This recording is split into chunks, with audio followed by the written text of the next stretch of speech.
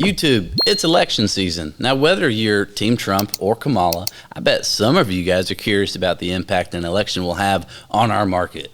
Now, lucky for you, I've got some incredible stats for you guys today, and I think that the numbers are going to surprise you. If you clicked on this video, I look forward to answering your questions. Or maybe your move is politically motivated, as it's been for some of my clients this year, expressing their desire to move to a more historically red state. If South Carolina is the ticket for you and you're curious about what area might be best for you, well, you're in luck. I've created a quiz, and it's in the description below. I encourage you to take it and figure out which area it suggests that might be the best fit for you. Now, I'll say this, it is rather impressive and accurate, so I hope that you enjoy that feature. As always, I do want to thank Harrison Williamson with Cross Country Mortgage for helping bring you this video today. When you guys are moving to Greenville, South Carolina, and you're looking for a lender, well, ta-da! Here's a guy just for you. So I encourage you to reach out to him and see what he can do for you. Now, I want to take this approach for this video from a historic perspective. That way I can provide you with the most accurate and relevant trends. Now, generally in election years, the seasonal slowdown is amplified. And when I say seasonal slowdown, I mean that our market tends to have a decreased number of sales because, well, nobody particularly wants to buy a house during the holidays.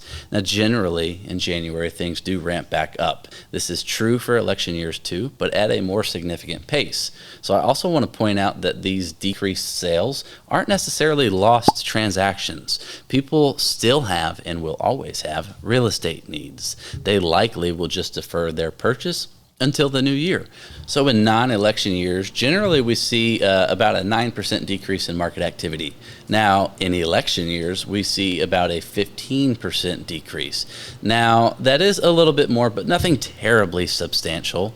So there are three things that buyers and sellers are most concerned with in election years. It is, number one, uncertainty. Who will be elected? Will it be the person that I want elected? Number two is interest rate speculation. And number three is consumer confidence. With those in mind, let me give you four really great stats provided by a tremendous resource to the real estate industry. Keeping Current Matters. So number one, home sales, the number of transactions. It went up after 9 of the last 11 presidential elections and have gone up after the last 8 consecutively. Now, number two is existing home prices went up after 7 of the last 8 presidential elections. Now, the one year where they went down was 2008, and as we all know, that was a really great year for the real estate market. So if you didn't get that, then that was a joke. Number three is 10 of the last 11 elections, new home prices went up after the election. So see these trends here. And number four is mortgage rates decreased leading up to 8 of the last 11 elections. Now, I'm not a lender. That's our buddy Harrison. But I think if rates did jump back down to the 5s, this would be an inflection point where we would see an increased amount of market activity. So reason being is the buyers who have been waiting for rates to come down will say, ha, this is what I've been waiting for. And then the folks who have been kind of essentially locked in to their homes due to the nearly artificially low rates that we saw in 2020 is they'd say, okay, well, maybe I can justify moving at 5%. I'll give up my 2% rate, and now is the time for me to go. So those might be two reasons that we could see an increased number of transactions following the election. Now, Keeping Current Matters is a tremendous resource for market data. And if you want to dive deeper into the topic, let's connect.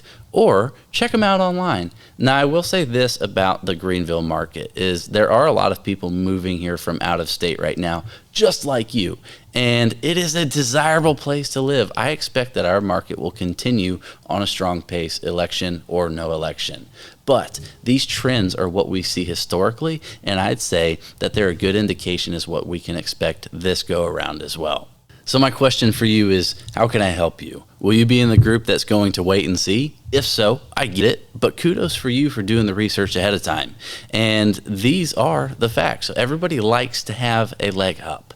Now, can you use this information to your advantage? If so, let's connect. Give me a shout using the contact information available on the screen. And I expect for 2025 to be another strong year for Upstate real estate.